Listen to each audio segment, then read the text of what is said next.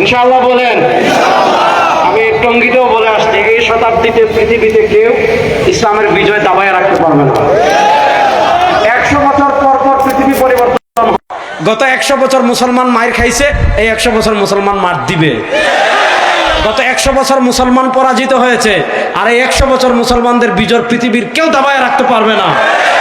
এই শতাব্দীতে ইসলামের পতাকা আফগানিস্তানে উড়েছে, এই শতাব্দীতে ইসলামের পতাকা সিরিয়ায় উড়েছে, এই শতাব্দীতে ইসলামের পতাকা আফ্রিকায় উড়বে, এই শতাব্দীতে ইসলামের পতাকা ইয়ামানে উড়বে, এই শতাব্দীতে ইসলামের পতাকা তুরস্কে উড়বে, এই শতাব্দীতে ইসলামের পতাকা জাজিরাতুল আরবে উড়বে। সময় বেশি দিন নাই, কিছুদিনের ভিতর বাংলাদেশেও ইসলামের পতাকা উড়বে।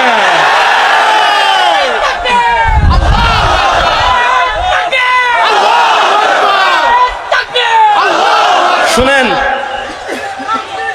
সমস্যা কি? এই যে সমস্যা হলো এই জায়গায় স্লোগান দেবেন কোরআন সুন্নাহর আলো সংসদে জ্বালো। কোরআন সুন্নাহর আলো কি খালি গড়ে জ্বলার জন্য হয়েছে?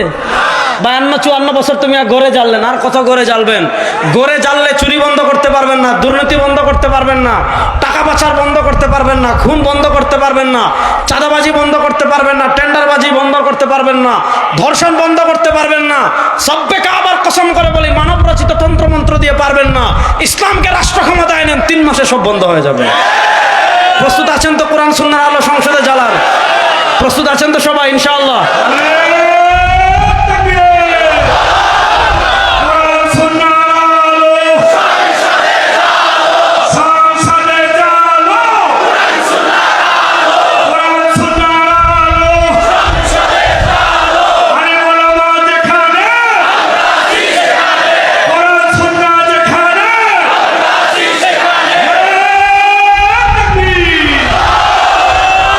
সময় কম, আমি আমার মূল বিষয়ের দিকে যাচ্ছি। দুনিয়াতে আমরা বিশ্বাস করি আমাদের রবকে, না আসতে বলেন, জোরে বলেন, আমাদের রবকে। আমাদেরকে সৃষ্টি করেছেন কে? আমাদেরকে রিজিক দেন কে?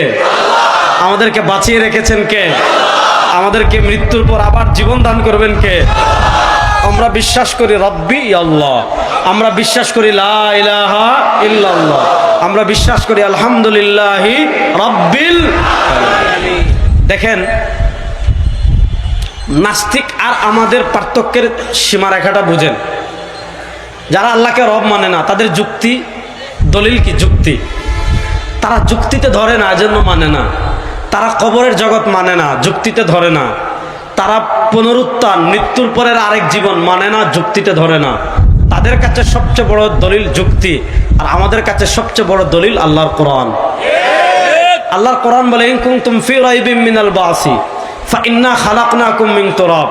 তোমাদের যদি সন্দেহ লাগে যে আমার শরীর মাটির সাথে মিশে যাবে, আমার গোশত মাটির সাথে মিশে যাবে, আমার চর্বি মাটির সাথে মিশে যাবে, আমার হাড্ডি মাটির সাথে মিশে যাবে, আমার নাম থাকবে না, আমার কবরের চিহ্ন থাকবে না। মনে করেন নূহ আলাইহিস সালামের বন্যায় যারা মারা গিয়েছে, এদের কবরের চিহ্ন দুনিয়াতে আছে, এদের নাম নিশানা দুনিয়াতে আছে। আজ থেকে 500 বছর আগে এই এলাকায় যারা বসবাস করত, তাদের নামও নাই, ঠিকানাও নাই, কবরও নাই, কিচ্ছু নাই। সব মুছে যাওয়ার পর আবার উঠবো, এটা যুক্তিতে ধরে না, তারা মানে না। আল্লাহ বলেন, ইন কুনতুম ফি রাইবিম মিনাল বাসি। আরে বেটা, পুনরুত্থান নিয়ে যদি তোদের সামান্য সন্দেহ থাকে, শুনো, ফাইন্না খালাকনাকুম মিন তুরাব। আপনি, আপনার বাবা, আপনার দাদা, আপনার 14 গোষ্ঠী, আমি, আমার বাবা, আমার দাদা, আমার 14 গোষ্ঠী, আমরা কেউ দুনিয়াতে ছিলাম না। আমাদেরকে সৃষ্টি করেছেন কে? যে আল্লাহ আমরা ছিলাম না সৃষ্টি করতে পারলেন, ওই আল্লাহ আমি যদি মারা যাই, আমার হাড্ডি গোশত চর্বি সব কবরের মাটির সাথে মিশে যায়, ওই আল্লাহ আমাকে আবার সৃষ্টি করতে পারবেন কি পারবেন না? জোরে বলেন, পারবেন কি পারবেন না? হিসাব খুবই সহজ। আসেন, আমরা বিশ্বাস করি আসমান সৃষ্টি করেছেন কে? একটু জোরে বলেন। জমিন সৃষ্টি করেছেন কে? আমরা বিশ্বাস করি আল্লাহুল্লাযী খালাকাকুম, আমাদেরকে সৃষ্টি করেছেন আল্লাহ। সুম্মা রাযাকাকুম, এরপর সৃষ্টি আমাদেরকে রিজিক দেন আল্লাহ। সুম্মা ইউমীতুকুম, আমাদেরকে মৃত্যু দিবেন আল্লাহ। সুম্মা ইউহয়িকুম, আমাদেরকে মৃত্যুর পর আবার সৃষ্টি করবেন আল্লাহ। সুতরাং আমরা বিশ্বাস করি আসমানের মালিক আল্লাহ, জমিনের মালিক আল্লাহ, চন্দ্রের মালিক আল্লাহ, সূর্যের মালিক আল্লাহ, আবহাওয়ার মালিক আল্লাহ, রিজিক দেওয়ার মালিক আল্লাহ, সব কিছুর মালিক যেহেতু আল্লাহ, আকীদা ক্লিয়ার। সার্বভৌমত্ব কারো বাপের হতে পারে না, সার্বভৌমত্ব কারো নেতার হতে পারে না, সার্বভৌমত্ব কারো নেত্রীর হতে পারে না, সার্বভৌমত্ব ভারতের হতে পারে না, সার্বভৌমত্ব আমেরিকার হতে পারে না, সার্বভৌমত্ব পৃথিবীর কোনো সুপার পাওয়ারের হতে পারে না।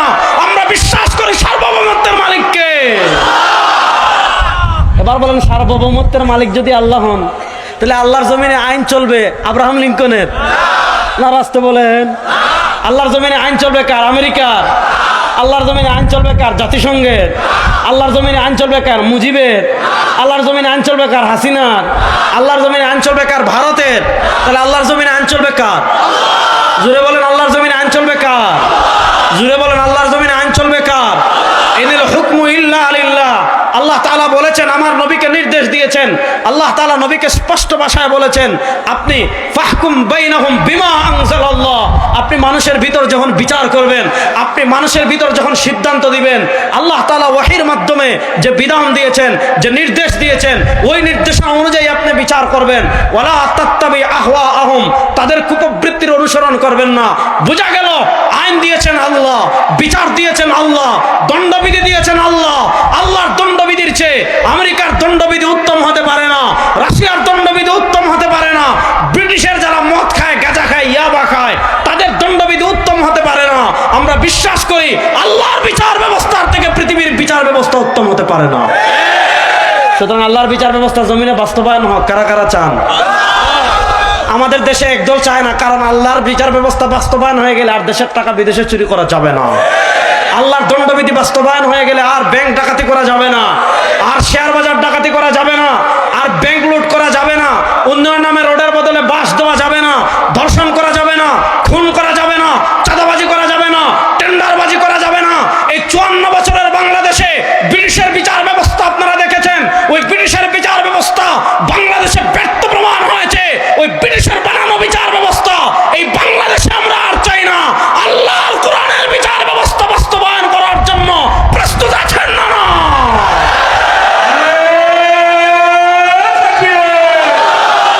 আমরা সবাই মুসলমান, কোরআন আমাদের সংবিধান, আমরা সবাই মুসলমান। আমার সোনার বাংলায় চাঁদাবাজ খায় না, আমার সোনার বাংলায়, আমার সোনার বাংলায়। ভালো করে শুনেন, তাহলে আমরা বিশ্বাস করি আমাদের রবকে। আল্লাহ, আল্লাহর নাম আসতে বলেন, জুড়ে বলেন, আমাদের রবকে। জুড়ে বলেন, আমাদের রবকে। আল্লাহ। ভালো করে বুঝেন, ইমানের দুইটা পার্ট আছে, লা ইলাহা ইল্লাল্লাহ মুহাম্মাদুর, বলেন না, লা ইলাহা ইল্লাল্লাহ মুহাম্মাদুর। এখন বুঝেন, কেউ বললো আমি কালেমা লা ইলাহা ইল্লাল্লাহ মানি, কিন্তু মুহাম্মাদুর রাসূলুল্লাহ মানি না, এটা মুসলমান না কাফের? এই প্রথমটাকে বলে তাওহীদ, পরেরটাকে বলে রিসালাত। আজকে আমি তাওহীদ নিয়ে কথা বলবো না। আমাদের নবী মুহাম্মাদুর রাসূলুল্লাহ, তিনি হলেন ইমামুল আম্বিয়া। আল্লাহ নবী সাল্লাল্লাহু আলাইহি ওয়াসাল্লাম সহিহ বুখারীর বর্ণনা নিজে তার পরিচয় তুলে দিয়েছেন। তিনি বলেন, আনা সাইয়্যিদু ওয়ালাদি আদম লা ফখ, আনা ইমামুল আম্বিয়া লা ফখ। নবী করিম সাল্লাল্লাহু আলাইহি ওয়াসাল্লাম নিজে তার পরিচয় তুলে ধরতে গিয়ে বলেন, আমার পরিচয় জানো? আমার 1 নম্বর পরিচয়, আনা সাইয়্যিদু ওয়ালাদি আদম। আল্লাহ তাআলা আদমের যত সন্তান দুনিয়াতে জন্মগ্রহণ করেছে, আদম আলাইহিস সালাম থেকে নিয়ে কিয়ামত পর্যন্ত যত মানুষ দুনিয়াতে উঠবে, সব মানুষ তো হাসরের মাঠে উঠবে। সেই দিন সব মানুষ হবে কর্মী। আদম থেকে নিয়ে কিয়ামত পর্যন্ত সব মানুষ হবেন কর্মী, আর সব মানুষের নেতা হবেন আমাদের নবী। বলেন না, জুড়ে বলেন না সুবহানাল্লাহ। আল্লাহ নবী সাল্লাল্লাহু আলাইহি ওয়াসাল্লাম বলেন, লা ফখর, এতে আমার কোনো গর্ব নাই। আনা ইমামুল আম্বিয়া, সব নবীদের নবী আমাদের নবী। সুবহানাল্লাহ বলেন। দেখেন আল্লাহ তাআলা কুরআনুল কারীমে ইয়া ওয়া তিলকা বিয়ামিনিকা ইয়া মূসা ইয়া ঈসা, সব নবীকে আল্লাহ তাআলা নাম ধরে ডেকেছেন। কিন্তু আল্লাহ তাআলা দেখবেন আমাদের নবীকে কেমনে ডাকেন, ইয়া আইয়ুহাল মুযাম্মিল ইয়া আইয়ুহাল মুদ্দাসসির ওয়াদ-দুহা মা ওয়াদ্দাআকা রাব্বুকা ওয়া মা ক্বালা আলাম নাশরাহ লাকা সাদরাক ওয়া ওয়াদা'না আনকা বিজরাক আল্লাযী আনকাযা যাহরাক ওয়া রাফা'না লাকা যিকরাক। আল্লাহ তাআলা বলেন, ও আমার হাবিব শুনেন, আপনার সম্মান কি বর্ণনা করব? শুনেন, সারা দুনিয়ার কোন মানুষ যদি আপনার সম্মান বর্ণনা না করে, সারা দুনিয়ার কোন মানুষ যদি আপনার মর্যাদা বর্ণনা না করে, আল্লাহ বলেন ওয়া রাফা'না লাকা যিকরাক, হাবিব আপনার সম্মান দুনিয়াতে আমি আল্লাহ বুলন্দ করে দিয়েছি। কেমনে বুলন্দ করেছেন আল্লাহ? ইযা যুকিরতু যুকিরতা মাই, এটাকে বলে হাদিসে কুদসি। হাদিসে কুদসি মানে আল্লাহর কথা, কোরআনে আসে নাই, হাদিসে আসছে। এটাকে বলে হাদিসে কুদসি। হাদিসে কুদসিতে আল্লাহ বলেন, ইদা যুকিরতু যুকিরতা মাই। দুনিয়াতে যেখানে আল্লাহকে পাবেন, সাথে আমার নবীকে পাবেন। আপনি কালিমা তয়্যিবায় যান, লা ইলাহা ইল্লাল্লাহ, আল্লাহর তাওহীদ, সাথে আমার নবীর রিসালাত মুহাম্মাদুর। আপনি কালিমা শাহাদায় যান, আশহাদু আল্লা ইলাহা ইল্লাল্লাহু ওয়াহদাহু লা শারীকা লাহু, আমার নবী আল্লাহর তাওহীদ, সাথে আমার নবীর রিসালাত, ও আশহাদু আন্না মুহাম্মাদান আবদুহু ওয়া রাসূলুহু। আপনি আযানে যাবেন, আশহাদু আল্লা ইলাহা ইল্লাল্লাহ, আল্লাহর তাওহীদ, সাথে আমার নবীর রিসালাত পাবেন, আশহাদু আন্না মুহাম্মাদার রাসূলুল্লাহ। আপনি কবরে যাবেন, মার রাব্বুক ওয়া মা দীনুক, সাথে আমার নবীকে পাবেন, ওয়া মান হাযার রাজুলুল্লাযী বুইসা ফীকুম। আপনি আযানেও আল্লাহর সাথে আমার নবীকে পাবেন, আপনি কালিমায়ও আল্লাহর সাথে আমার নবীকে পাবেন, আপনি কবরেও আল্লাহর সাথে আমার নবীকে পাবেন। আপনি যখন হাসরের মাঠে যাবেন, রব্বে কাবার কসম করে বলি, দুনিয়ার কোনো নেতা আপনাকে মনে রাখবে না, দুনিয়ার কোনো নেত্রী আপনাকে মনে রাখবে না, দুনিয়ার কোনো পীর আপনাকে মনে রাখবে না। আমার হাবিব বলেন, আমার উম্মাহ শুন, আনা ফারাতুল লাকুম ইনদাল হাউদি ইয়াউমাল কিয়ামা। কিয়ামতের দিন আমি আমার উম্মাহর জন্য হাউজে কাউসার অপেক্ষা করতে থাকবো।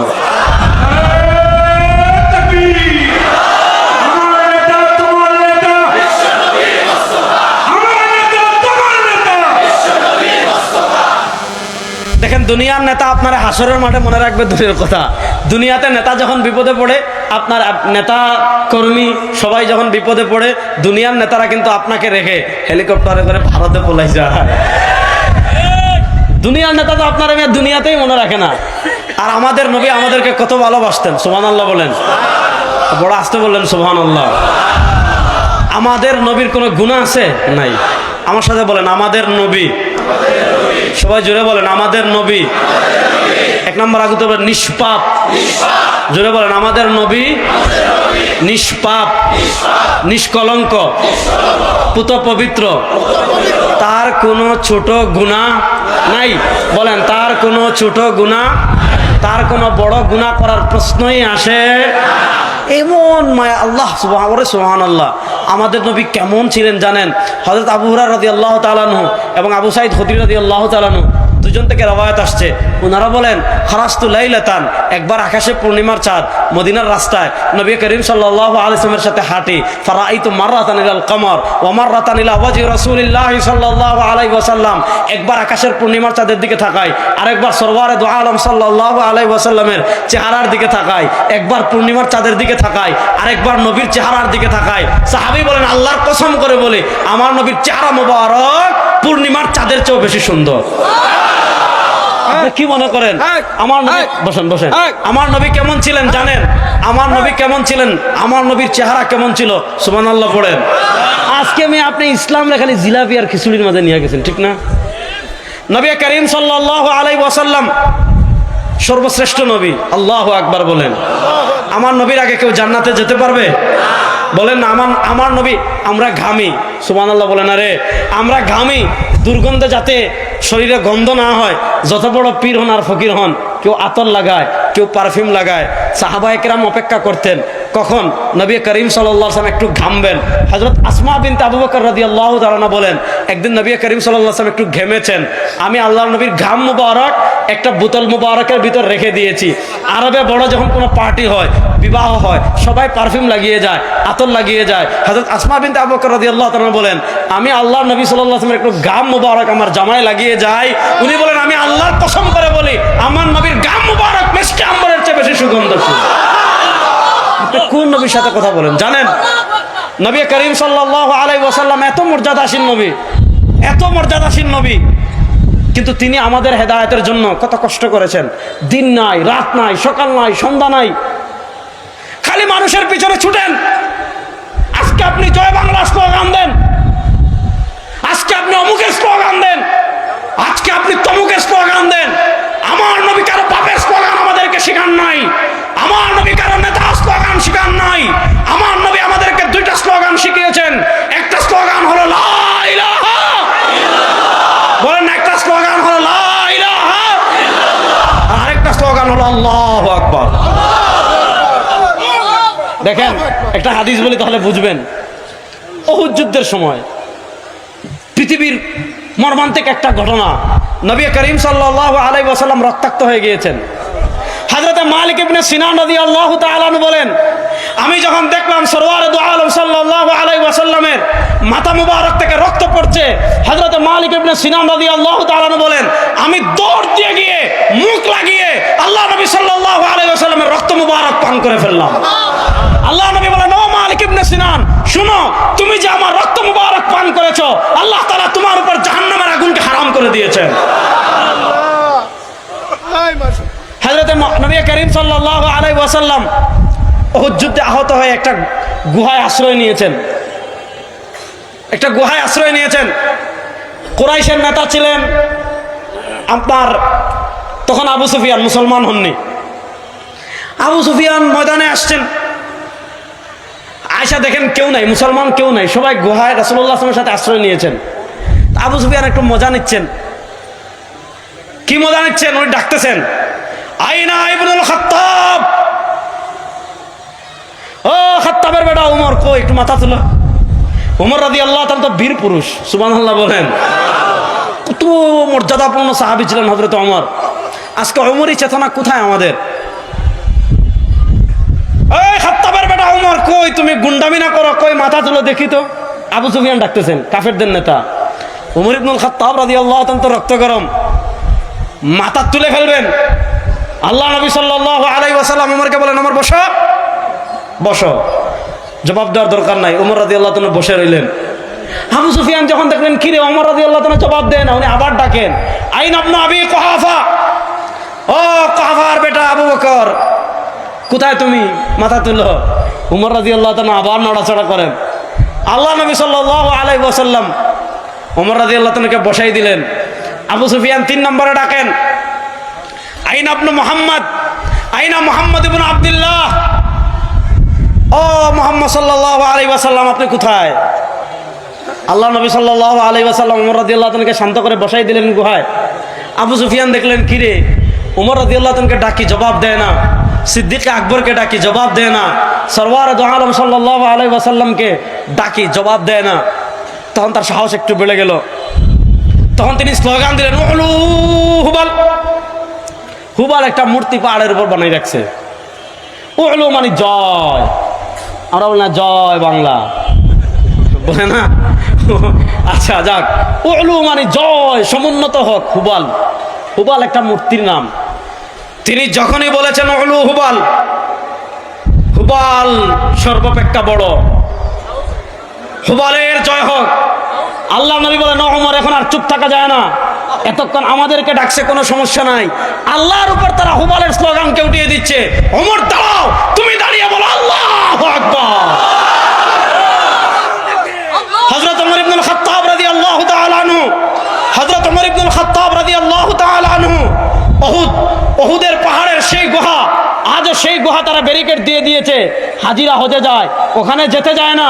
আমার নবী রক্ত মুবারক, যেই পাথরে আমার নবী রক্ত মুবারক আহত হওয়ার পর যেই গুহায় আশ্রয় নিয়েছিলেন, আপনার যদি আধ্যাত্মিক শক্তি থাকে আপনি ওই পাহাড়ের পাশে দাঁড়াবেন, দেখবেন ওই পাহাড় থেকে জান্নাতের ঘ্রাণ পাওয়া যায়। এক সাহাবী বলেন, আমি উহুদ যুদ্ধে গিয়েছি, বুখারী শরীফের রওয়ায়াত আসছে। উনি বলেন, আমি যখন উহুদের পাশে গিয়েছি, গিয়ে দেখতে পেলাম উহুদ পাহাড় থেকে জান্নাতের ঘ্রাণ আসে। উনি বলেন, ইয়া রাসূলুল্লাহ ইন্নী আজিদু রিহাল জান্নাহ মিন কিবালি উহুদিন। ওগো আল্লাহর নবী, আমি তো উহুদ পাহাড় থেকে জান্নাতের ঘ্রাণ লাভ করছি। ওই সাহাবী তরবারি নিয়ে গিয়েছেন, গিয়ে যুদ্ধ করতে করতে আল্লাহর রাস্তায় শহীদ হয়ে গিয়েছেন।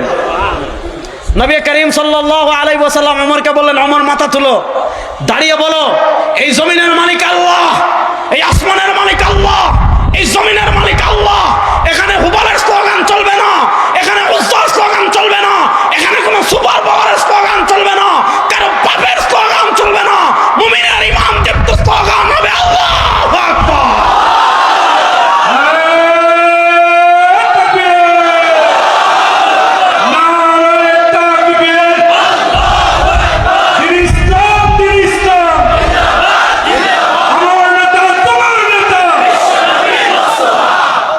শুনেন, ওমর রাদিয়াল্লাহু তাআলা যখন আল্লাহু আকবার বলছেন, আল্লাহু আকবার এটা এমন একটা ধ্বনি, এটা শয়তানের গায়ে অ্যালার্জি তৈরি করে ফেলে। এজন্য আপনি বাংলাদেশের রাজপথে আল্লাহু আকবার বলবেন, দেখুন কবে জঙ্গি, তোমার বাপের মাথা, ঠিক না বেটি? আপনি লা ইলাহা ইল্লাল্লাহ বাংলাদেশের রাজপথে বলবেন, বলবে রাজাকার। এই রাজাকার খেলা বাংলাদেশে শেষ। এই রাজাকার খেলা বাংলাদেশে আমরা আর চলতে দেব না। গত 15 বছর আমাদেরকে যারা পাকিস্তানি রাজাকার বলতো, মিয়া আমরা যারা পাঞ্জাবি পরি, দাড়ি রাখি, টুপি পরি, আমাদেরকে বলতো পাকিস্তানি রাজাকার। শুনেন, বাংলাদেশে আগে যারা রাজাকার খেলছিল এরা সব ভারতীয় রাজাকার। এজন্য দেখবেন ভারতের রাজাকাররা ভারতে পালিয়ে গিয়েছে। এই বাংলাদেশে আলেম ওলামাদেরকে আর রাজাকার ট্যাগ দিয়ে জাতিকে যারা বিভক্ত করতে চাইবে তাদেরকে আবার রাজনৈতিকভাবে উপযুক্ত জবাব দেওয়া হবে ইনশাআল্লাহ। দেশকে আপনাদের বাবার, যে আপনি যারা মনে করে তারা রাজাকার বানিয়ে দিবেন। দেশকে আপনার দাদার, আপনি যারা মনে চায় তারা জঙ্গি বানিয়ে ফেলবেন। জঙ্গি কারা বুঝেন না? কাদের ঘরে অস্ত্র পাওয়া যায়, কাদের দোকানে অস্ত্র পাওয়া যায়, কাদের অফিসে অস্ত্র পাওয়া যায়, কারা অস্ত্র দেখিয়ে মানুষ খুন করে, কারা অস্ত্র দেখিয়ে মানুষের রক্ত প্রবাহিত করে, এরাই তো সবচেয়ে বড় জঙ্গি। জঙ্গি দিয়ে আমরা নাকি জঙ্গি? আমরা জঙ্গি না, আমরা আল্লাহর জমিন, আল্লাহর দিন বিজয় করতে চাই। এতে আপনি জঙ্গি বলেন, যা বলার বলেন, কিছু যায় আসে না। কথা ভালো করে বুঝেন। উমর ইবনুল খাত্তাব রাদিয়াল্লাহু তাআলা যখন বললেন আল্লাহু আকবার, আবু সুফিয়ানের গায়ে অ্যালার্জি তৈরি হয়ে গিয়েছে। তিনি কি বলতেছেন? উনি বলতেছেন লানা উজ্জা ওয়ালা উজ্জা লাকুম। ও উমর, এবার তোমার আওয়াজ শুনলাম, শুনো, আমাদের তো উজ্জা মূর্তি আছে, তোমাদের তো কোনো উজ্জা মূর্তি নাই, তো মূর্তি দিয়ে আমরা কি করবো? উনি কত বড় ব্যাককল। উনি উমর ইবনুল খাত্তাব রাদিয়াল্লাহু তাআলা বলছে যে লানা উজ্জা ওয়ালা উজ্জা লাকুম। ও উমর ইবনুল খাত্তাব, আমাদের উজ্জা মূর্তি আছে, তোমাদের কোনো উজ্জা মূর্তি নাই। আরে উমর ইবনুল খাত্তাব জবাব দিচ্ছেন আল্লাহু মাওলানা ওয়ালা মাওলা লাকুম। শুনো, তোমাদের উজ্জা মূর্তি থাকতে পারে, লাত মূর্তি থাকতে পারে, বাইজেন্টাইন থাকতে পারে, কিসরা থাকতে পারে, কায়সার থাকতে পারে, পৃথিবীর সুপার পাওয়ার থাকতে পারে, আমেরিকা থাকতে পারে, ভারত থাকতে পারে, কিন্তু শুনো, আমাদের আছেন কে? বলেন আরে আমাদের আছেন কে? আমাদের আছেন কে? তাদের সাথে আল্লাহ নাই। আমাদের সাথে আল্লাহ আছেন না নাই? আমাদের সাথে আল্লাহর সাহায্য আছে না নাই? সুতরাং যাদের সাথে আল্লাহর সাহায্য আছে এরা সব সময় খেলার জন্য প্রস্তুত। এদেরকে আপনারা খেলাধুলার বই দেখাইয়েন না অন্তত। প্রস্তুত আছেন না না ইনশাআল্লাহ? প্রস্তুত আছেন না না ইনশাআল্লাহ? এই বাংলাদেশের মানচিত্রের দিকে পৃথিবীর কোন আধিপত্যবাদ যদি হাত বাড়ায় তাদের কালো হাত ভেঙে দেওয়ার জন্য প্রস্তুত আছেন না নয়?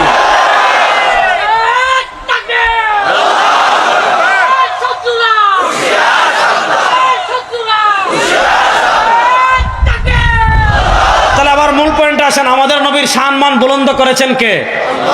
বলেন না, আমাদের নবীর সম্মান বুলন্দ করেছেন কে?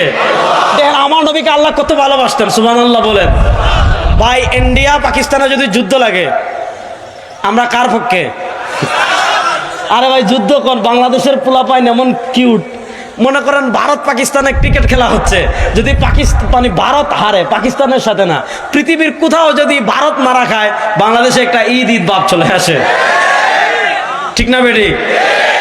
আপনি দেখেন, মনে করেন ভারত আর চীন যুদ্ধ লাগছে, চীনও মুসলমান না, ভারতও মুসলমান না, দেখবেন ভারত যদি মারা খায় বাংলাদেশের মুসলমান অটোমেটিকলি খুশি, ঠিক না বেটি? ওই 3-4 দিন আগে দেখলাম চীনের এক সীমান্তে ভারতের সৈন্য মারা গেছে, বাংলাদেশের পোলাপাইন স্ট্যাটাস দিচ্ছে পৃথিবীর যেখানেই হোক ভারত মারা খাইছে, পুরান ঢাকায় গিয়ে কাচ্চি খামো। বুঝছেন? পুরান ঢাকায় গিয়ে কি কাচ্চি খাবো। আমি একবার চিটাগাং থেকে আসতেছি গ্রিন লাইন বাসে, এটা আরো 3-4 বছর আগে হবে। গ্রিন লাইন বাসে আসতেছি, ভারত পাকিস্তানের খেলা হচ্ছে, ক্রিকেট খেলা। ওরে বাপ রে বাপ, আমি তো আমার কম্বল মুড়ি দিয়ে বসে আছি, তো পোলাপাইন আছে কিছু, মানে পুরা বাসে ভারত খালি হারছে, মনে হইতেছে যে বাংলাদেশে বিশ্বকাপ নিয়ে আইছে, পোলাপাইন বাসে এত খুশি। দেখেন ভারত পাকিস্তানের যুদ্ধ, ভারত চীনে যদি লাগে, তো ভারত যেহেতু আমাদের উপর জুলুম করে, তারা আমাদের এখানে আধিপত্যবাদ বিস্তার করে, আমাদের এখানে রাতের ভোটে ক্ষমতা সরকার বসাই দেয়, বিনা ভোটে বসাই দেয়, বাংলাদেশে নানা আধিপত্যবাদ তারা বিস্তার করে। এই জন্য ভারত পৃথিবীর কোথাও মারা খাইলে সবচেয়ে বেশি বাঙালি খুশি। তো রাসূলুল্লাহ সাল্লাল্লাহু আলাইহি ওয়াসাল্লাম যখন মক্কায় ছিলেন, মনোযোগ, পৃথিবীর 2 সুপার পাওয়ার, একটা কিসরা আর একটা রোমান। তো কিসরা এরা হলো অগ্নি পূজক, আগুনের পূজা করে, এরা মুশরিক। আর রোমান এরা মুসলমান না, তবে আহলে কিতাব। আহলে কিতাব মানে আল্লাহ মানে আমাদের নবী মানে না, আহলে কিতাব অর্থাৎ মূর্তি পূজকের তুলনায় এরা আমাদের কিছুটা কাছাকাছি। যুদ্ধ হয়েছে, রোমানরা পরাজিত হয়েছে, তো যেহেতু এদের তুলনায় এরা একটু আমাদের কাছাকাছি, তারা পরাজিত হওয়ার কারণে আল্লাহ নবী সাল্লাল্লাহু আলাইহি ওয়াসাল্লাম একটু কষ্ট পেয়েছেন, আর এরা বিজয় হওয়ার কারণে আবু জেহেল খুশি। আল্লাহ তাআলা তার হাবিবকে কত ভালোবাসতেন, আল্লাহ তাআলা তার নবীকে কত ভালোবাসতেন, আল্লাহ তাআলা তার হাবিবকে কত পেয়ার করতেন। রোমানদের পরাজয়ে আমার নবী একটু কষ্ট পেয়েছেন। আল্লাহ তাআলা কোরআনুল কারীমে সূরাতুর রুম নাযিল করে দিয়েছেন, আলিফ লাম মিম গুলিবাতির রুম ফি আদনাল আরদি ওয়া হুম মিন বাদি গালাবিহিম সায়াগলিবুন। ও আমার হাবিব, রোমানদের পরাজয়ে আপনি মন খারাপ করবেন না, কিছুদিনের ভিতর আরেকটা যুদ্ধ হবে, ওই যুদ্ধে আল্লাহ তাআলা রোমানদেরকে বিজয় দান করবেন। নবীকে আল্লাহ কত ভালোবাসতেন। নবী করিম সাল্লাল্লাহু আলাইহি ওয়াসাল্লাম মক্কার কাফেরেরা নবী করিম সাল্লাল্লাহু আলাইহি ওয়াসাল্লামের কোনো দোষ ত্রুটি কিছুই বের করতে পারে না। এখন শেষে একটা বের করছে, কই কি জানেন? মুহাম্মদ সাল্লাল্লাহু আলাইহি ওয়াসাল্লাম আফতার মানে নির্বংশ, আমাদের বাংলা ভাষায় বলে বন্দা, যার বংশ নাই। আচ্ছা বলেন, আমাদের নবীর বংশ আছে না নাই? আমার নবীকে নির্বংশ, আমার নবীকে বন্দা জীবনে না। কিন্তু দেখে কি কই, মুহাম্মদ সাল্লাল্লাহু আলাইহি ওয়াসাল্লামের তো কোনো ছেলে সন্তান জীবিত থাকেন না, সুতরাং তিনি বন্দা না, তারপরেও বন্দা বলে। আল্লাহ নবী সাল্লাল্লাহু আলাইহি ওয়াসাল্লাম রাস্তা দিয়ে হাঁটলে টিটকারি মারে, বলে আফতার। বাজারে গেলে টিটকারি মারে, বলে আফতার। কাবায় গেলে টিটকারি মারে, বলে আফতার। দাওয়াতের কাজে গেলে টিটকারি মারে, বলে আফতার। আল্লাহ নবী সাল্লাল্লাহু আলাইহি ওয়াসাল্লাম তো মানুষ, তার বড় কষ্ট লাগে, হৃদয়ে ব্যথা লাগে, টিটকারি মারে, হৃদয়ে ব্যথা লাগে। আল্লাহ তাআলা কোরআনে আয়াত নাজিল করে দিয়েছেন, আল্লাহ তাআলা কোরআনে সূরা নাজিল করে দিয়েছেন, ইন্না আতাইনাকাল কাউসার ফাসাল্লি লিরাব্বিকা ওয়ানহার ইন্না শানিআকা হুয়াল আফতার। ও আমার হাবিব, কাফেররা আপনাকে আফতার বলে, কাফেররা আপনাকে নির্বংশ বলে, আপনি মন খারাপ কেন করেন? আরে শুনেন, জান্নাতের স্পেশাল একটা নহর হাউজে কাউসার আপনার নামে রেজিস্ট্রেশন করে দিলাম। ইন্না শানিআকা হুয়াল আফতার। আপনাকে যারা নির্বংশ বলবে, এদের 14 গোষ্ঠীর নির্বংশ। আমার নবীকে নির্বংশ বলছে আবু জেহেল, তার বংশ দুনিয়াতে আছে? আর কেউ যদি থাকেও, সে কি বলবে যে আমি আবু জেহেলের বংশধর? আচ্ছা বলেন, বাংলাদেশে এখন মির্জাফর, কেউ কি গর্ব করে বলে যে আমি মির্জাফরের বংশধর? এখন বাংলাদেশের কেউ কি গর্ব করে বলবে যে আমি শেখ হাসিনার চাচাতো ভাই? বলবে নি? বললে মানুষ দিবে একেবারে সোজা করে লাগবে, ঠিক না বেটি? তাহলে বোঝা গেল আল্লাহ তার হাবিবকে কত ভালোবাসতেন, যে আল্লাহ তাআলা আর নবীকে হাসরের মাঠে সংরক্ষিত এলাকা আল্লাহ কোনো নবীকে দেন নাই। আমার নবীকে স্পেশাল এলাকা দিয়েছেন হাউজে কাউসার। ওই হাউজে কাউসার কি?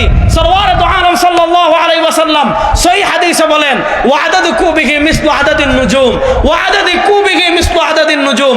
আল্লাহ তাআলা আসমানে যত তারকা রেডি করে রেখেছেন, সারা দুনিয়ার মুসলমান না, সারা দুনিয়ার মানুষ মিলে যদি সিদ্ধান্ত নেন আসমানের তারকা গুণে শেষ করব, আল্লাহ তাআলা বলেন আসমানের তারকা সারা দুনিয়ার মানুষ গুণে শেষ করতে পারবেন না। আসমানের তারকা সমপরিমাণ পানপাত্র, এখানে আপনারা বোতল রাখছেন মাত্র একটা। আল্লাহ তাআলা হাউজে কাউসারের পারে আসমানের তারকা পরিমাণ পাত্র রেডি করে রেখেছেন। কিয়ামতের দিন সরওয়ারে দু আলম তার উম্মাহকে হাউজে কাউসার থেকে পানি পান করাবেন। আল্লাহ নবীর হাতে হাউজে কাউসারের পানি পান করতে চান কারা কারা? দেখে হাত তুলেন তো। আল্লাহ নবীর হাতে হাউজে কাউসারের পানি পান করতে হলে আল্লাহ নবীর আদর্শ মানার প্রয়োজন আছে না? না। এই মূল কথায় আসতেছে, মূল কথা আসার আগে আরেকটা হাদিস শুনি। আমরা জান্নাতে যেতে চাই কারা কারা? দেখে হাত তুলে। আমি যেতে চাই, কিন্তু আপনারা জান্নাতে যেতে চান কি চান না? আর আসতে বলেন। আল্লাহ তাআলা আমাদেরকে সবাইকে জান্নাত দান করুন। আল্লাহ তাআলা আমাদের সবাইকে নবীর হাতে হাউজে কাউসারের পানি পান করুন। এবার জান্নাতে যেতে হলে কি লাগবে? ঈমান লাগবে। বলেন, জান্নাতে যেতে হলে কি লাগবে? ভাই কি হুকুম? 10 মিনিট, ওকে, কোনো সমস্যা। 20 মিনিট, আলহামদুলিল্লাহ। আমার ওয়াজ তো শুরুই হয় না এখনো। বিরক্ত হচ্ছেন? ভালো করে শুনেন, আমাদের নবী আমাদেরকে কত ভালোবাসতেন হাদিস শুনেন। ইমাম বাজ্জার রাহিমাহুল্লাহ মুস্তাদে বাজ্জার হাদিস এনেছেন। নবী করিম সাল্লাল্লাহু আলাইহি ওয়াসাল্লাম বলেন, লিকুল্লি নাবিয়্যিন দাওয়াতুন মুস্তাজাবা ওয়া ক্বাদ তাআজ্জালা কুল্লু নাবিয়্যিন দাওয়াতাহুম ওয়া ইন্নী ইখতারতু দাওয়াতি লিআহলিল কাবায়ির মিন উম্মতি। নবী করিম সাল্লাল্লাহু আলাইহি ওয়াসাল্লাম বলেন, আল্লাহ দুনিয়াতে যত নবী পাঠিয়েছিলেন, আল্লাহ দুনিয়াতে যত রাসূল পাঠিয়েছিলেন, সব নবীকে, সব রাসূলকে আল্লাহ তাআলা দুনিয়াতে একটা স্পেশাল অফার করেছিলেন। সেটা কিসের অফার? দাওয়াতুন মুস্তাজাবা। সব নবীকে, সব রাসূলকে আল্লাহ তাআলা একটা কবুল দোয়ার অফার করেছিলেন। নবী করিম সাল্লাল্লাহু আলাইহি ওয়াসাল্লাম বলেন, ওয়া ক্বাদ তাআজ্জালা কুল্লু নাবিয়্যিন স্পেশাল দোয়া দুনিয়াতে করে চলে গিয়েছেন। সরওয়ার দু আলম সাল্লাল্লাহু আলাইহি ওয়াসাল্লাম বলেন, আল্লাহ তাআলা যখন আমাকে অফার করেছেন, আল্লাহ তাআলা যখন আমার সামনে অফার দিয়েছেন, আমি আমার স্পেশাল দোয়াটা দুনিয়াতে করে যাইনি। ওয়া ইন্নী ইখতারতু দাওয়াতি লি আহলিল কাবাইর মিন উম্মতি, আমি আমার স্পেশাল দোয়াটা হাসরের মাঠের জন্য রেখে দিয়েছি। যেদিন আমার উম্মাহ কবিরা গুনাহ করে জাহান্নামে হয়ে যাবে, আমি নবী সুপারিশ করে সবাইকে জান্নাতে নিয়ে আসবো। আল্লাহ নবীর সুপারিশ আমরা জান্নাতে যেতে চাই কি চাই না? আজকে দেখেন, হাসরের মাঠে সবচেয়ে বড় সুপারিশকারী হবেন আমাদের নবী। বলেন, হাসরের মাঠে সবচেয়ে বড় সুপারিশকারী হবেন আমাদের, এটা মহব্বতে বলেন না, হাসরের মাঠে সবচেয়ে বড় সুপারিশকারী হবেন আমাদের। মানে ভুল বুঝলো যে নাইবে আমি সব আসবে না, নাইবে আমি সব 20 মিনিটের ভিতর আসবে, 20 মিনিট পরে হুজুর বয়ান শুরু করবে। মানে আমার আর 20 মিনিট আছে। আপনারা আবার মনে করেন না যে হুজুর আসবে না, তাহলে চলে যাই। হুজুর অবশ্যই আসতেছে, 20 মিনিটের ভিতর স্টেজে আসবে। আমি 10 মিনিট করে শেষ করব, তারপর জিকির হবে, তারপরে সে হুজুর উঠবে। ভালো করে শুনেন। তাহলে হাসরের মাঠে সবচেয়ে বড় সুপারিশকারী হবেন আমাদের নবী। বলেন, হাসরের মাঠে সবচেয়ে বড় সুপারিশকারী হবেন আমাদের নবী। আল্লাহ নবীর সুপারিশ ছাড়া কেউ জান্নাতে যেতে পারবেন না। এবার বলেন, নবীর সুপারিশের প্রয়োজন আমাদের আছে না নাই? কারা কারা নবীর সুপারিশ লাভ করতে চান দেখে হাত তুলে দেন ইনশাআল্লাহ। তাহলে আল্লাহ নবীর সুপারিশ লাভ করতে হলে আল্লাহ নবীর আদর্শ মানার প্রয়োজন আছে না নাই? এই আমার মূল কথায় চলে আসছে, আলোচনার শেষ দিকে চলে আসছে, ভালো করে বুঝেন। আজকে আমরা নবীর হাতে হাউজে কাউসারের পানি পান করতেও চাই। আজকে আমরা নবীর সুপারিশের জান্নাতেও যেতে চাই। আজকে আমরা নবীর সুপারিশের জান্নাতের পাশেও থাকতে চাই। আজকে আমরা জাহান্নামে যেতে চাই না। কিন্তু প্রশ্ন হলো, আপনাকে যদি বলা হয় আপনি নবীর সুপারিশ লাভ করে জান্নাতে যেতে চান, আপনি নবীর হাতে হাউজে কাউসারের পানি পান করতে চান, আপনার ব্যক্তি জীবনে নবীর আদর্শ আছে নাই? আপনার পারিবারিক জীবনে নবীর আদর্শ আছে নাই?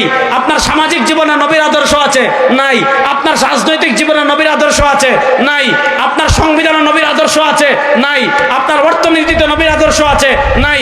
আপনার বিচার ব্যবস্থায় নবীর আদর্শ আছে নাই? আপনার রাষ্ট্র পরিচালনায় নবীর আদর্শ আছে নাই? আপনার ব্যক্তি জীবন থেকে রাষ্ট্র জীবন পর্যন্ত ইহুদিদের আদর্শ আছে, খ্রিস্টানদের আদর্শ আছে, ধর্মনিরপেক্ষতা আছে, জাতীয়তাবাদ আছে, সমাজতন্ত্র আছে, মানুষের তন্ত্রমন্ত্র আছে, ব্রিটিশের আইন আছে, আমেরিকার আইন আছে, ভারতের আইন আছে, রাশিয়ার আইন আছে, কিন্তু পৃথিবীর শ্রেষ্ঠ মহামানব সরওয়ারে দু আলমের আদর্শ আমাদের কোথাও নেই। আল্লাহ জান্নাত এত সহজ মনে করেছেন? এজন্য জীবনের সব ক্ষেত্রে শুনেন, আমি আগেই আলোচনা শুরু করেছিলাম, আমাদের ধর্মের নাম ইসলাম। বলেন, আমাদের ধর্মের নাম, মুখ খুলে বলেন, আমাদের ধর্মের নাম, বলেন, আমাদের ধর্মের নাম ইসলাম। ধর্ম আর অন্যান্য ধর্মের পার্থক্যের জায়গাটা বুঝেন। আমাদের পার্শ্ববর্তী দেশ ধর্মনিরপেক্ষ রাষ্ট্র ভারত। ভারতে হলো সংখ্যাগরিষ্ঠ হিন্দু। তাদের ধর্ম আর আমাদের ধর্মের পার্থক্য কি? খ্রিস্ট ধর্ম আর আমাদের ধর্মের পার্থক্য কি? ভালো করে বুঝবেন এই পয়েন্টটা যুবকরা। হিন্দুরা তাদের ধর্মকে বানিয়েছে অনুষ্ঠান নির্ভর, খ্রিস্টানরা তাদের ধর্মকে বানিয়েছে অনুষ্ঠান নির্ভর। অনুষ্ঠান নির্ভর মানে খ্রিস্ট রাজ্যে গির্জার অনেক প্রভাব ছিল, সব কিছুতে গির্জা মাথা কামাতো। হিন্দু রাষ্ট্রে সব কিছুতে মন্দির মাথা কামাতো। সুতরাং তারা যখন দেখলো রাষ্ট্রীয় সব কাজে গির্জা মাথা কামায়, রাষ্ট্রীয় সব কাজে মন্দির মাথা কামায়, তখন তারা কি করলো? ধর্মনিরপেক্ষতা আবিষ্কার করলো। ধর্মনিরপেক্ষতা আবিষ্কার করে বলল, আপনি ধর্মের বিষয় মন্দিরের মধ্যে থাকেন, ধর্মের বিষয় গির্জার মধ্যে থাকেন। রাষ্ট্র কেমনে চলবে? গির্জা মাথা কামাবে না। রাষ্ট্র কেমনে চলবে? মন্দির মাথা কামাবে না। রাষ্ট্রের অর্থনীতি কি হবে? গির্জা মাথা কামাবে না। রাষ্ট্রের অর্থনীতি কি হবে? মন্দির মাথা কামাবে না। রাষ্ট্রের বিচার ব্যবস্থা কি হবে? গির্জা মাথা কামাবে না। রাষ্ট্রের বিচার ব্যবস্থা কি হবে? মন্দির মাথা কামাবে না। রাষ্ট্রের ক্ষমতায় কারা আসবে? গির্জা মন্দির মাথা কামাবে না। রাষ্ট্রের সংবিধান কেমন হবে? গির্জা মন্দির মাথা কামাবে না। রাষ্ট্র কেমনে চলবে? গির্জা মন্দির মাথা কামাবে না। তাহলে গির্জা মন্দিরের কাজ কি? তারা শুধু ধর্ম পালন করবে।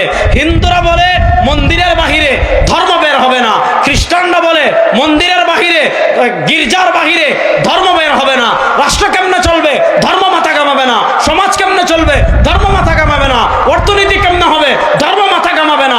বিচার ব্যবস্থা কি হবে? ধর্ম মাথা কামাবে না। সংবিধান কি হবে? ধর্ম মাথা কামাবে না। রাষ্ট্র কার সাথে সন্ধি করবে? ধর্ম মাথা কামাবে না। ধর্ম থাকবে গির্জায়, ধর্ম থাকবে মন্দিরে। ধর্ম আলাদা, রাষ্ট্র আলাদা। ধর্ম ধর্মের মতো ওইদিকে, কথা। যারা বলবে ধর্ম আলাদা, রাষ্ট্র আলাদা, রাষ্ট্রে ধর্ম লাগবে না, রাষ্ট্র ধর্মের প্রয়োজন নাই, কেউ যদি বুঝে সুস্থ এই কথা বলে তার ঈমান থাকবে না। হিন্দু ধর্ম বলে ধর্ম কোথায়? বলে যখন মন্দিরে পূজার সময় আসবে, মন্দিরে যাবেন, মূর্তি বানাবেন, 3 দিন গান বাজনা করবেন, তারপরে একটা ট্রাকে মূর্তিটা তুলবেন, গান বাজনা করে করে করে করে করে করে মূর্তিটা নদীতে ফেলাই দিবেন, আপনি হিন্দু, ব্যাস শেষ। তাকে জিজ্ঞাসা করেন ভাই আমি খাবো কেমনে, তার ধর্ম তারে ডিরেকশন দিবে না, ভাই তুই যা মন চায় খা। ঘুমাবে কেমনে, ধর্ম ডিরেকশন দিবে না, যেভাবে মন চায় ঘুমা। বাথরুমে যাবে কেমনে, বের হবে কেমনে, ধর্ম ডিরেকশন দিবে না, যেভাবে মন চায় যা, যেভাবে মন চায় বের হ। পরিবার চালাবে কেমনে, বিয়ে শাদী করবে কেমনে, ধর্ম ডিরেকশন দেয় না, যেভাবে মন চায় করেন। রাজনীতি করবেন কেমনে, ধর্ম ডিরেকশন দেয় না, যেভাবে মন চায় করেন। সমাজ চালাবেন কেমনে, ধর্ম ডিরেকশন দেয় না, যেভাবে মন চায় চালান। রাষ্ট্র চালাবেন কেমনে, ধর্ম ডিরেকশন দেয় না, যেভাবে মন চায় চালান। বিচার করবেন কেমনে, ধর্ম ডিরেকশন দেয় না, আপনারা আইন বানাই ফেলেন। অর্থনীতি পরিচালনা করবেন কেমনে, ধর্ম ডিরেকশন দেয় না, আপনারা আইন বানান। এর বিপরীত আমাদের ইসলাম। ইসলাম আর তাদের পার্থক্যের জায়গা কি? তাদের ধর্ম শুধু মন্দিরে, তাদের ধর্ম শুধু গির্জায়, এর বাইরে আর তাদের ধর্মে ডিরেকশন নাই।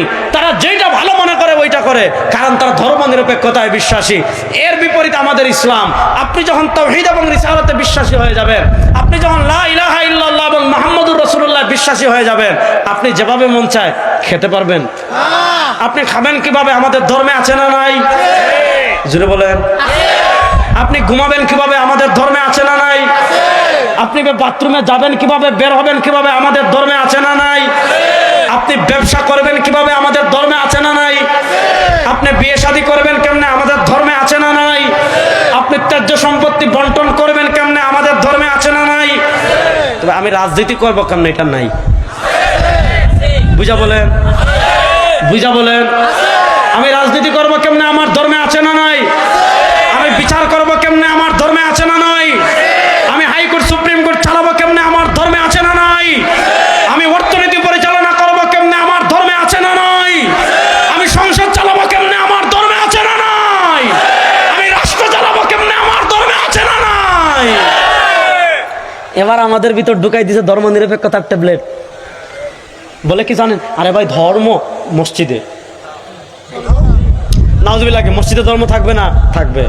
কিন্তু আমাদেরকে শেখায়, হিন্দুরা বলে ধর্ম শুধু মন্দিরে, খ্রিস্টানরা বলে ধর্ম শুধু গির্জায়, আর আমাদেরকে বলে ধর্ম শুধু মসজিদে, ধর্ম শুধু খানকায়, ধর্ম শুধু মাদ্রাসায়, ধর্ম শুধু মাজারে। রাষ্ট্রে লাগবে না, সংসদে লাগবে না, বিচারে লাগবে না, অর্থনীতিতে লাগবে না, সংবিধানে লাগবে না। আমরা বলি না, এটা যদি কেউ বলে তার ঈমান থাকবে না। আমরা বলি ধর্ম যেমন মসজিদে, ধর্ম যেমন মাদ্রাসায়, ধর্ম যেমন খানকায়, ধর্ম তেমন রাজনীতিতে, ধর্ম তেমন বিচার ব্যবস্থায়, ধর্ম তেমন অর্থনীতিতে, ধর্ম তেমন সংসদে। রাষ্ট্র চলবে ইসলামে, ইসলামের বাইরে রাষ্ট্র চলতে পারে না।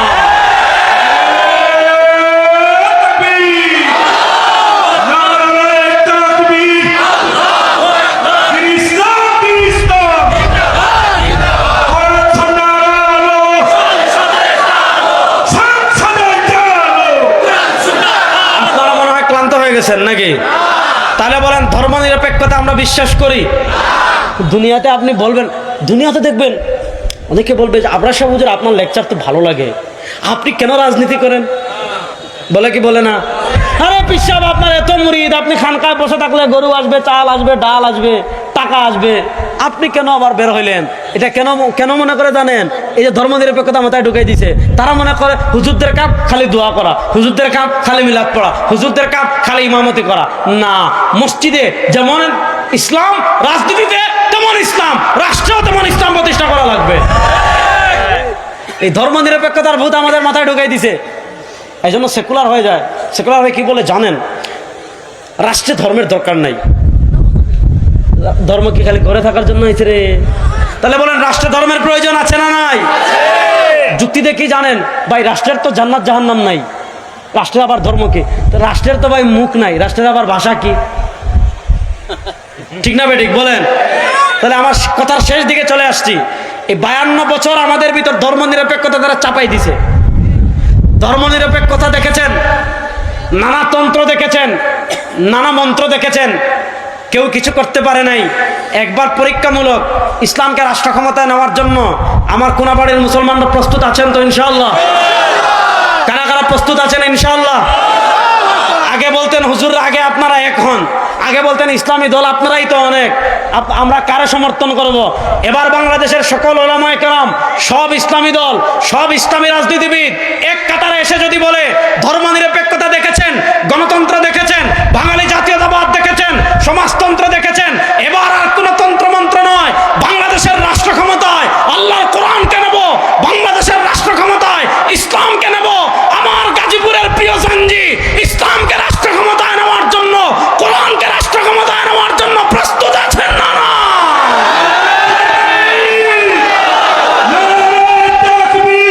ভাই, আপনি বসেন বসেন, এবার আমার সাথে একটা স্লোগান দিবেন, পারবেন তো ইনশাআল্লাহ? কারা কারা দিবেন দেখে হাত তুলেন তো। আমি বলবো তন্ত্রমন্ত্রের দিন শেষ, আপনারা বলবেন ইসলামের বাংলাদেশ। পারবেন তো ইনশাআল্লাহ? এই দেখেন ধর্মনিরপেক্ষতা কেমনে ঢুকাইছে, এটা শুনলে হাসে। আমরা কি আপনি দুনিয়াতে সুশীলগিরি মারবেন যে আমি ধর্মনিরপেক্ষ, খবরে যখন জিজ্ঞাসা করবে ওমা দিন কইেন আমি তো ধর্মনিরপেক্ষ, বুঝেন নাই? খবরে ওমা দিন আসেনি প্রশ্ন, খবরের প্রশ্ন কয়টা? মার রব্বুক ওমা, ফিরিস্তারা যখন নাকির মুনকির যখন জিজ্ঞাসা করবে ওমা দিন, বলেন যে ভাই আমি তো ধর্মনিরপেক্ষতায় বিশ্বাসী, সুতরাং আমি তো ইসলাম বলতে পারি না। হাড্ডি ভাঙ্গা ফেলাইব পিটাইয়া ফিরিস্তারা। সুতরাং দুনিয়ামে ভণ্ডামি চলবে ধর্মনিরপেক্ষতায়, খবরে কোনো ধর্মনিরপেক্ষতা চলবে না। খবরে আপনাকে জবাব দিতে হবে দ্বীন আল ইসলাম। সুতরাং ইসলামকে প্রতিষ্ঠা করার জন্য প্রস্তুত আছেন? সবাই হাত তুলেন, দেন তন্ত্রমন্ত্রের দিন শেষ। জোরে বলেন না, তন্ত্রমন্ত্রের দিন শেষ, তন্ত্রমন্ত্রের দিন শেষ, তন্ত্রমন্ত্রের দিন শেষ। নারায়ে তাকবীর, নারায়ে তাকবীর, নারায়ে তাকবীর। আমরা সবাই রাসূল সেনা, তোমার নেতা আমার নেতা। তন্ত্রমন্ত্রের দিন শেষ, ইসলামের বাংলাদেশ। আসসালামু আলাইকুম, আবার দেখা হবে ইনশাআল্লাহ।